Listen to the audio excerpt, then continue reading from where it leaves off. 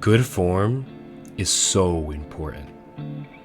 Like, it is one of the most crucial things to bodybuilding, okay?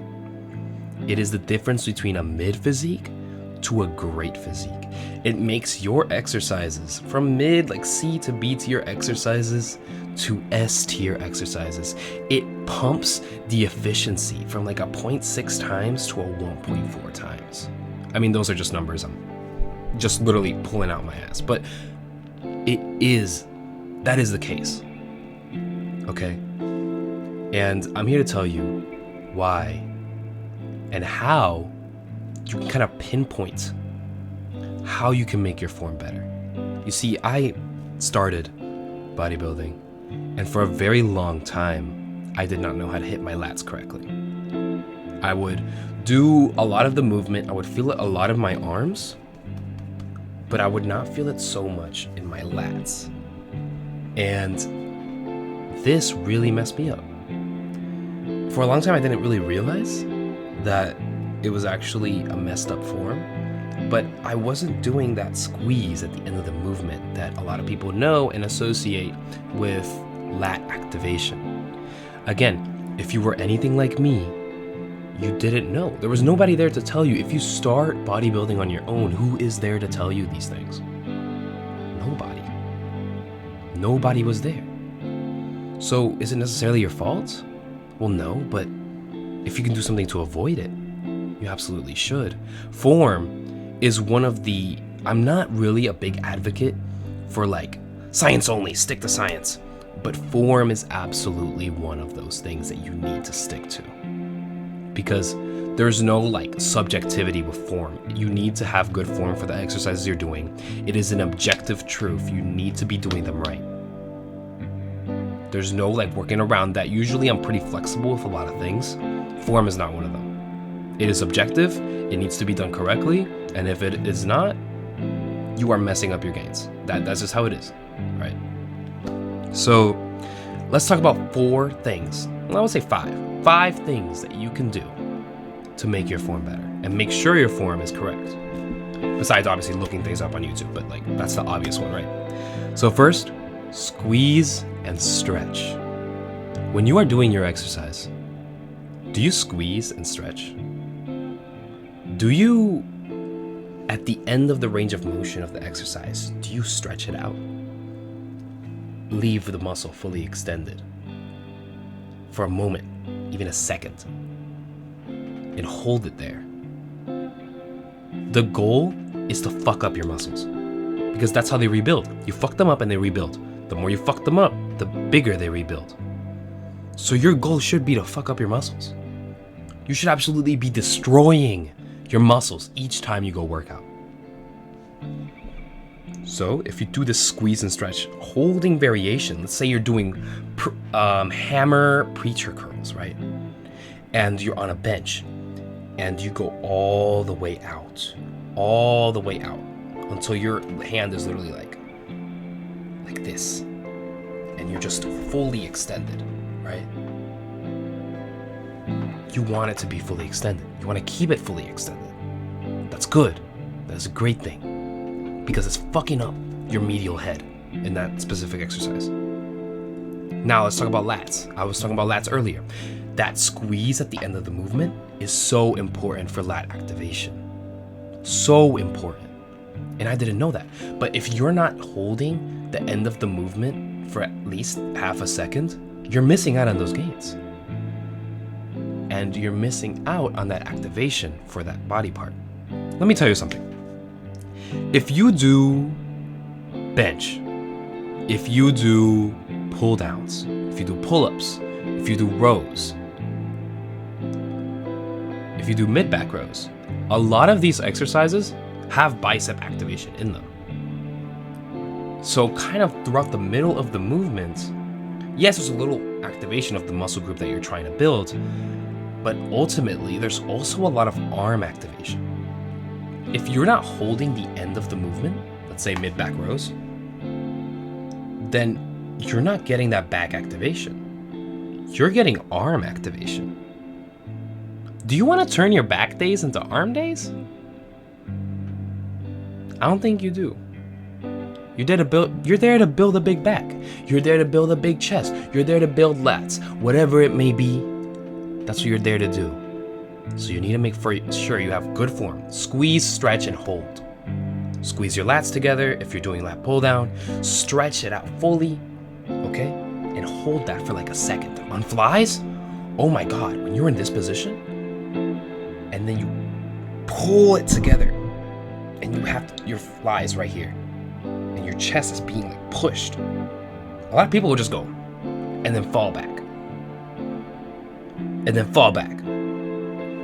Dude, if you hold that there, that fucks up your chest, and that's the goal.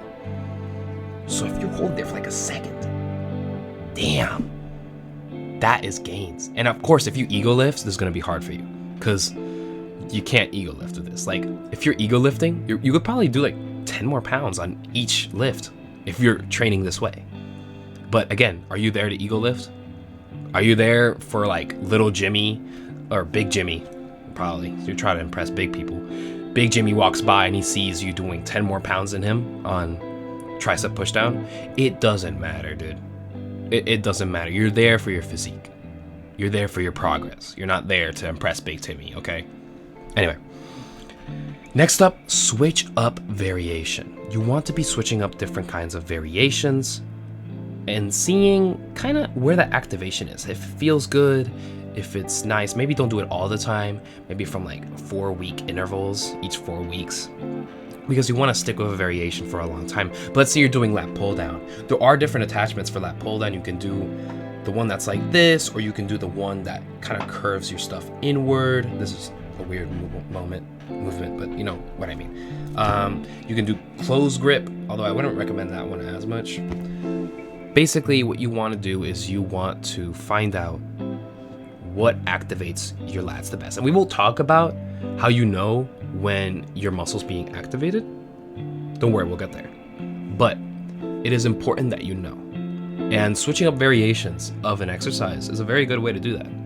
And again, if you have multiple ways of hitting that muscle, if you mess up on one exercise, it's more unlikely that you mess up on 2 exercises than 1. Plain and simple. Which means you're going to be seeing progress.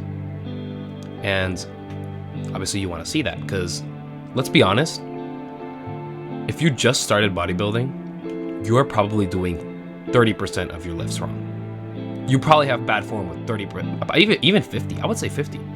I would say 50% of your workout you do at bad form if you just started. And yes, this will get better over time. But again, it's really hard to get good form straight away. So, if you have multiple different exercises hitting those lats or whatever muscle you're building, right? Let's say you have pull up and pull down in your workout split. Okay, then if you mess up pull down, maybe you didn't mess up pull ups, you're still making good progress on your back. That's great. Anyway, next one. Slow on the eccentric. Okay, what does that mean? So there's the concentric and there's the eccentric. The concentric is the explosion part of the movement. If you're doing push-ups, it's if you're doing pull downs, it's right. Whatever it may be, it's when you're it's when you're like pushing out, right? That part of the movement that people like pumping out. That part of the movement, that first part, basically. It is the first part of the movement. I'm telling you to be slow on the eccentric, the slow part of the movement. If you're doing curls, this part can be fast, but on the way down, control that. What this does is it pulls your muscle fibers. It gives you more optimal stretch, and it feels crazy. I made this switch like 2 months into my bodybuilding journey, and I started being really slow on the eccentric. Oh my God, that control gives you another kind of burn, man. It's crazy. You want to be... Anyway, you want to be slow on the eccentric because this will blow up your muscles. It's kind of a really cool hack, and once you figure it out, you start doing it on basically all your exercises because it feels so good, like genuinely. So make sure to do that. It'll be really good and really beneficial to you, because you want to fuck up your muscles. Like I said earlier, you want to be fucking them up. Anyway, next up, look for the pump. Now, I've kind of debated with myself, would I like more muscle soreness or a pump? They're both kind of proof that you worked your muscles really hard, but I've found that pump is a lot more consistent. If you can feel the muscle literally being activated, like you feel a little burn after the set. If you do like a set of bicep curls or concentrated bicep curls, whatever it may be, you feel that burn inside your muscle. If you don't know what a pump feels like, you probably haven't been in the gym for very long, but if you do, that's a really good sign that that muscle's being activated very well. So look for the pump, and look for the pump in the right spot. If you're doing seated rows, you don't want to feel all the pump in your arms. That's something a lot of people do a lot. And if you're doing seated, especially seated cable rows, and you're doing like this, close grip, seated cable rows, right? And you're pulling it, and you feel it more in your arms than in your, well, where you would feel it, right? Your back. That's a sign that it's in the wrong spot. And it's a really good sign, because unlike these other tips, you can tell straight away with looking for the pump. It won't take you weeks to find out. Like with the other ones, you're switching up variations. You're only gonna find out if you're doing bad form like a couple weeks or months into your regimen. Meanwhile, with the pump, if you look for the pump, you can figure that out in maybe like 30 seconds, right? So make sure you do this one. This one's really effective. I've found really effective, okay? And honestly, do whatever you want, but that one's really big. And then finally, be patient. You're not gonna see results immediately. You might get a little discouraged because you're like, hey, I've been working out so hard and I'm not seeing any progress. Well, dude, it's been 2 weeks. It doesn't happen instantly. I know we live in a world where everything comes instant, just in your face, immediately, all the time. With social media, with people, everything is now, right? Why didn't you respond to me? I texted you 2 minutes ago. I don't know, I was cooking eggs, Mom. Like, I know, everybody's up in your business. It's okay, all right? Just give it time. It's a slow investment. You're gonna see your seeds grow over time. There's no way of rushing this, okay? Just accept that it's going to take time. I've said this multiple times on the channel. Those like, get abs in 10 minutes, it doesn't work. You need to spend a lot of time. So because of that, just be patient. You're gonna see progress.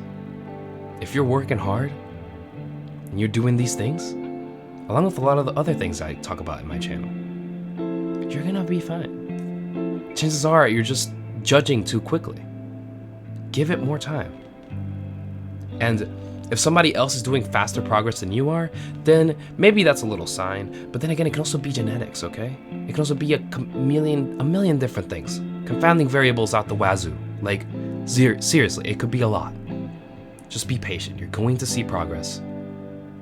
Stick in your little narrow tunnel because you're doing great, okay? As long as you are improving. And it doesn't have to be a lot of improvement, okay? Like me personally, I've been going up 5 pounds of weight on my bench each week. And I started pretty small. I started like, I think when I got in the gym for the first time, I generally think my 1 rep max was like 140, 130 pounds. So like, yeah, I was like really weak, right? And then I've grown it like 40, 50 pounds since then. Obviously, I'm not at my peak yet. I look pretty decent right now, but I can look better. The point is, these are small increments over time. That's what bodybuilding is all about. It's about coming next week and crushing your last PR. That's what it's about. Small increments over time. Even if it's 2.5 pound weights, that's why they're there. Those little 2.5 pound ones, you know, the ones that look like little coins?